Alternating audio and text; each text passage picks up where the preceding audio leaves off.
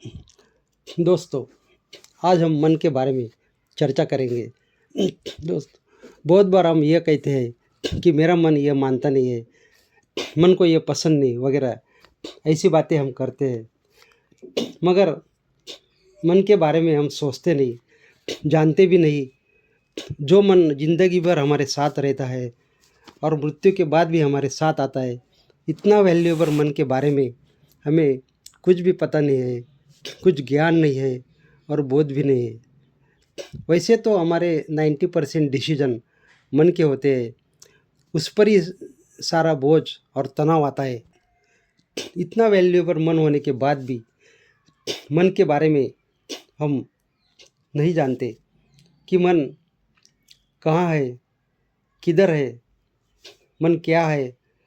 कोई विचारवंत और मनोवैज्ञानिक तो ये भी कहते हैं कि मन ये बाहर है, अंदर नहीं है। कोई कहते हैं अंदर है। मन के बारे में इतना कन्फ्यूजन और इतनी बातें हैं कि हम खुद कन्फ्यूज हो जाते हैं।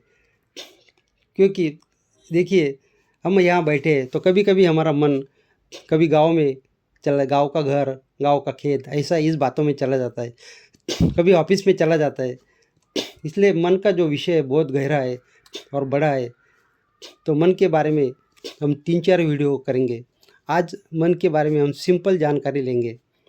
दोस्तों, मन जो है हमारे शरीर के अंदर का पार्ट है और वो जो है वेटलेस है, जिसका वेट नहीं है।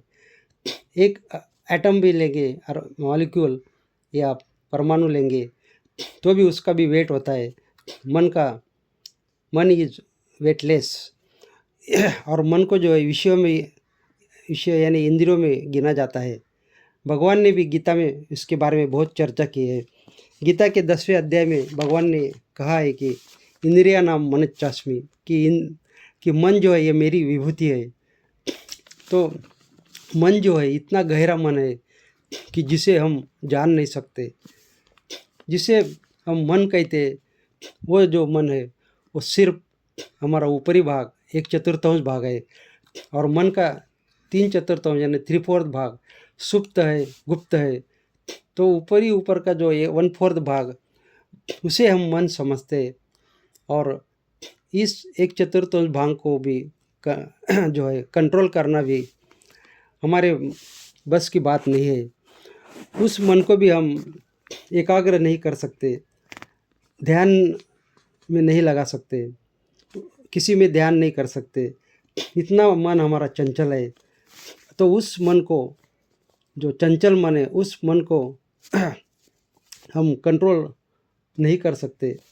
तो बाकी जो 3/4 भाग है हमारा, उसके बारे में तो हमें कुछ भी पता नहीं है, उसका कुछ भी ज्ञान नहीं है। अगर मन को नहीं समझा गया, नहीं जाना गया, तो हमारा जीवन व्यर्थ है।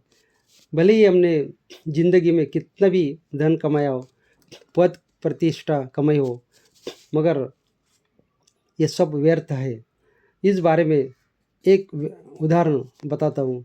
जब टाइटैनिक जहाज़ बनाया गया तो उसके ऊपर कितनी व्यवस्था थी, पूरा वो सुसज्ज था। मगर वह जब सफ़र पर निकला तभी समुंदर में आइसबर्ग के अंदर फंस गया। ऊपर ही ऊपर तो यह थोड़ा सा आइसबर्ग दिखता था, मगर नीचे जो है आइसबर्ग का पूरा डोंगर के डोंगर ये पर्वत था, उसमें आगे जहाज फंस गया। और ऊपर का 1/4 भाग ही था, 3/4 भाग जो है वो समुंदर के अंदर था और जहाज उस डोंगर के यहाँ आइसबर्ग से टकरा के चकनाचूर हो गया, उसका कुछ पूरा टूट गया।